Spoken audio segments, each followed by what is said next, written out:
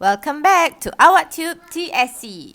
Today we're going to make banana walnut cake, and here with me today is red bananas. The secret ingredient to a fluffy, good banana cake is buttermilk. And I've experienced using yogurt and sour cream, but it will not be as good as buttermilk. But because I don't have buttermilk at hand, so what I'm going to do is I will weigh the milk and add vinegar. Some people say you can substitute vinegar with lemon juice or any kind of acid, but I prefer vinegar because when you use vinegar, the tang and the fluffy texture is really significant compared to when you use yogurt or sour cream or lemon juice. So if you can, please use vinegar and milk. Let's start by pouring milk. And then we put in vinegar. Abang tengok kan sampai 100 gram.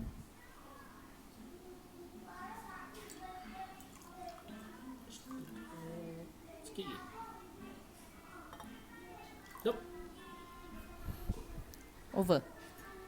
That's nice. And then we will whisk the combination.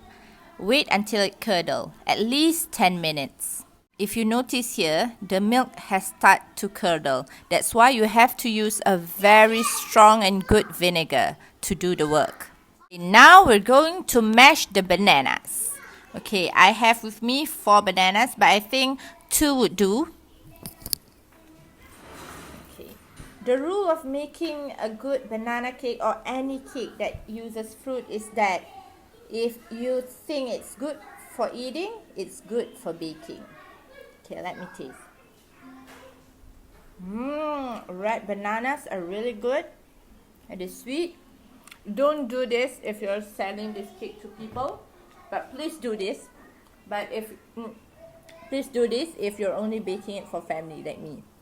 Okay, let's smash this. Let's take 2 because it's quite big. Okay, so usually people will just, it is a bit overripe there. It's okay. Overripe is good.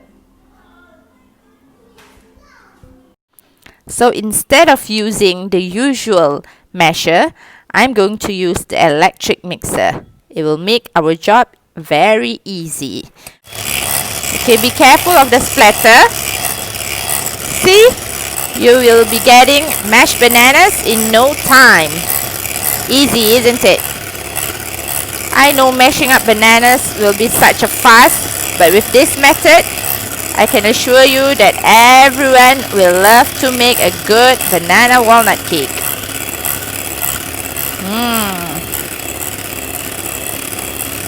It is very mushy, it's very soft. It is banana walnut cake ready. Okay, if you like chunks, you can stop at this point. But if you do not really like chunks, you can continue. You can use a higher speed. And there it is, you're done. Mashed bananas, people.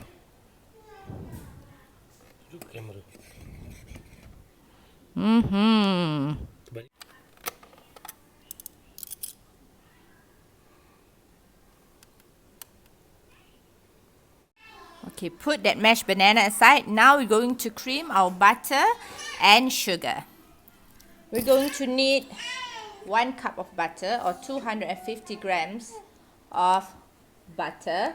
I'm using salted pure butter. And again, if you remember my butter video, you will remember that I've mentioned golden churn is very, very good for a banana walnut cake. So first, this is a hard cold butter. We're living in a country where it is hot and humid, so don't put your butter, okay, am I scaring you with the knife? So don't put this butter at room temperature. You can simply use a very hard cold butter right from the fridge because it will melt instantly. Like this. It has been just out of the fridge, but it has already softened quite a bit. So don't worry, just use the hard cold one. And as you sorry.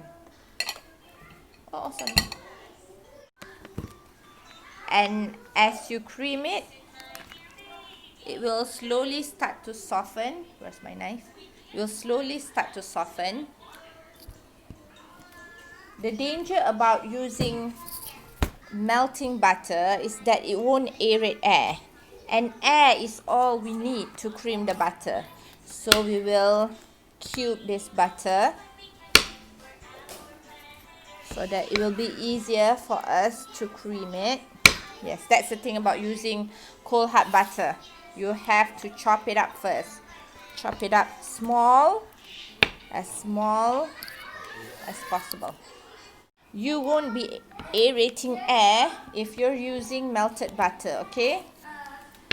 Soft butter is good, but with the humidity and the hot temperature, it's really hard to determine the softness of the butter. So we will using this hot cold butter, and it will get soft in no time. Okay, look at this. It's not that hard. Okay, it's not that soft, but I usually cream it while it is at this consistency. I haven't baked for so long. Everything feels heavy now. Okay, put the butter inside the mixing bowl. Put this aside. And then we're going to add sugar.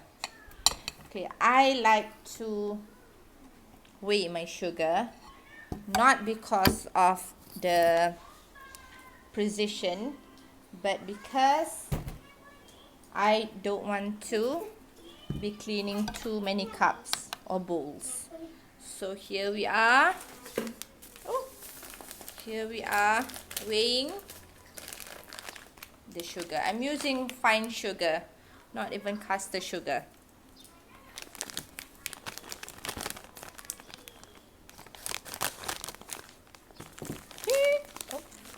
Not 100. Okay, 250 grams of castor sugar. Fine sugar. Fine sugar, sorry. Oh, I got it at 271. It's okay.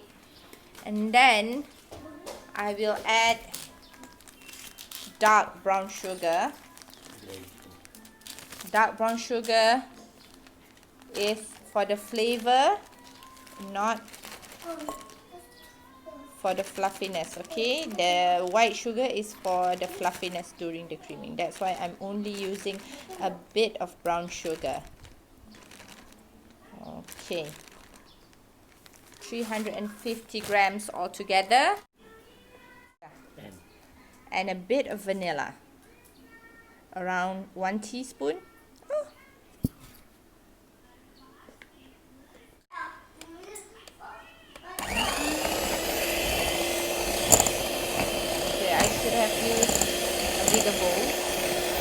I should have used a bigger bowl, but anyway, let's just be careful not to splatter it, especially not to the camera. Slowly, relax, enjoy the moment, one butter at a time. Okay, I'm only creaming the sugar now.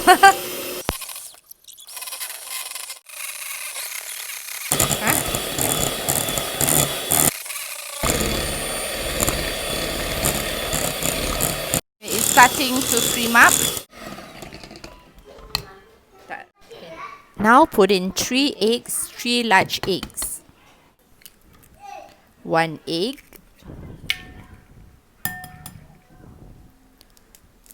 2 eggs, and then the last one, the third egg. The eggs are not so fresh, as you can see there, but that is all I got. So let's start mixing it. Don't over mix it. At this point, you want to just make sure it combines. Remember, after putting in eggs, you only want to beat it lightly. Okay, don't over beat it. because when you overbeat it, it will push away the air, and you don't want to do that because we've worked so hard to aerate the air, and no way we are going to just push it away. So don't overmix it unless you're doing sponge cake or pavlova. So sekarang batter dah kenapa cakap Melayu pula? So now we have added the eggs. We will be adding the flour, 350 grams of all-purpose flour.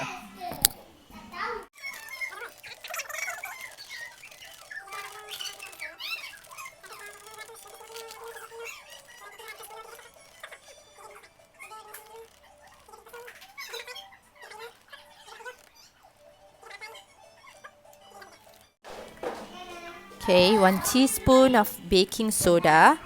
I usually sift my baking soda. This is the reason why.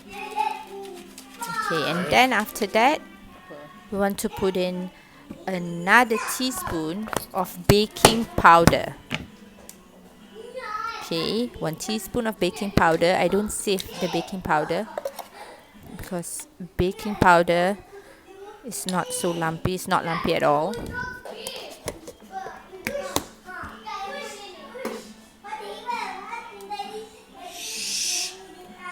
Okay, after that, we're going to mix the batter and flour and all the rest of the dry ingredients with the spatula. At this point, you can just use spatula unless you're using stand mixer. Continue using the whisk or the, what you call that, the attachment, the other attachment. And then add in the milk and vinegar. Okay, lightly mix it. And last but not least, 1.5 cup of banana. Okay, it's still got that chunks, but it's okay. Okay, mixed it.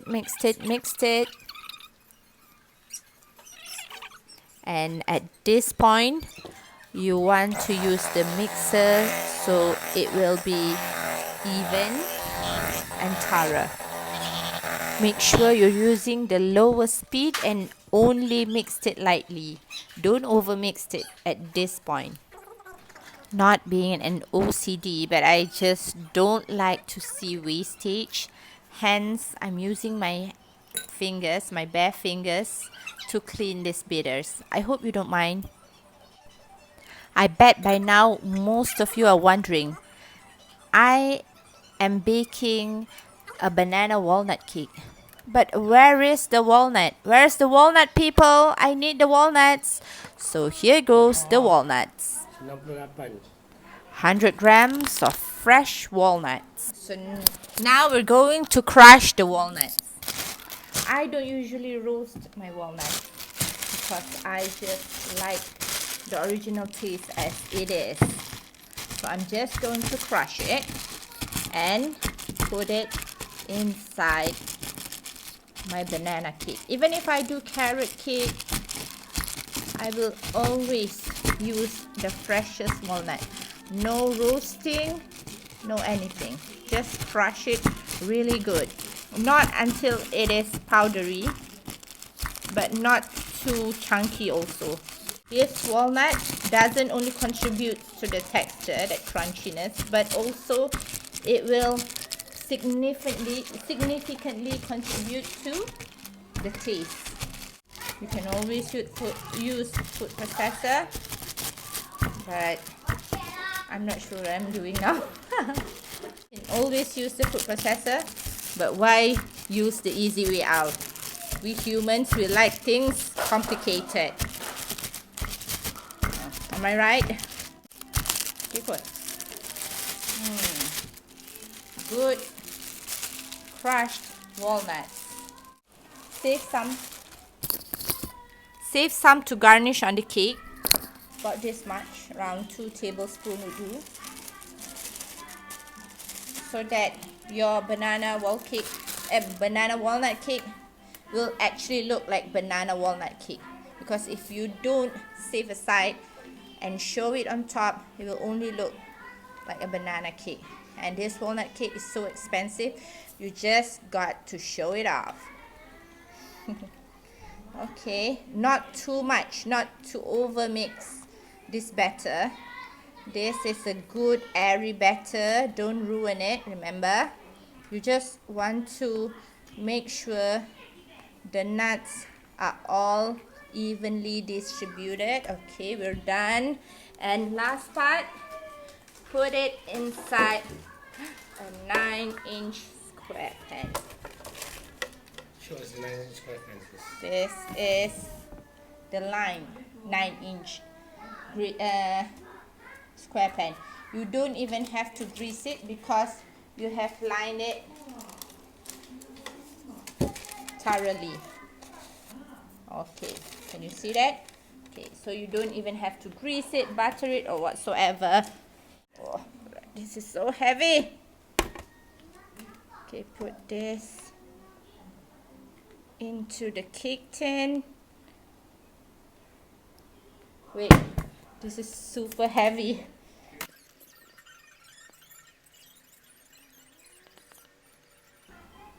Okay, the smell is nice.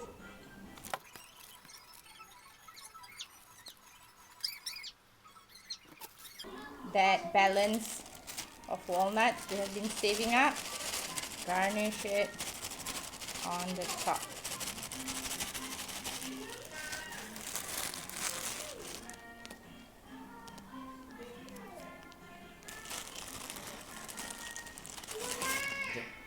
Sebelah there.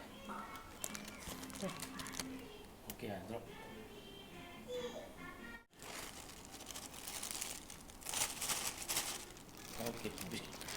Okay, now pop it into the oven, into a preheated oven. I'm so sorry, I forgot to tell you that you need to preheat your oven at 160 degrees, maybe for 50 to 1 hour, 50 minutes to 1 hour.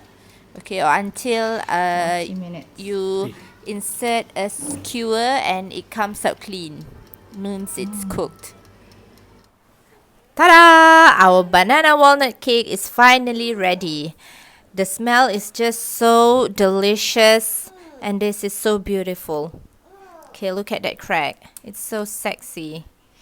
Okay, and if you test this, it's cooked. That is the sugar. That's why I'm using dark brown sugar. Okay, so now we're going to cut the cake. All you have to do is just pull up the baking paper and place it safely on the table and put it back on top of the cake pan, or just cut it on the cake board, because I'm using the cake board to put the cake slices. Okay, so let's see the cake's texture. Okay, looks so fluffy from here, isn't it? Of course I would say that it's my cake. Who is going to compliment my cake if it's not me? Okay, because it's still hot. The outer layer is very crispy. I love this part because when it turns cold, it will be rather soft and not crispy. So you better hurry up and eat it now. If you want the cut to be pretty, don't cut it while it's hot. Be patient and wait until it is cold. And of course, you can see I'm not really patient. Okay, this is the cut, not really pretty, still hot. And if you want an enhanced cake taste, wait until it is cold. Okay, is it good yet? Dah. Good.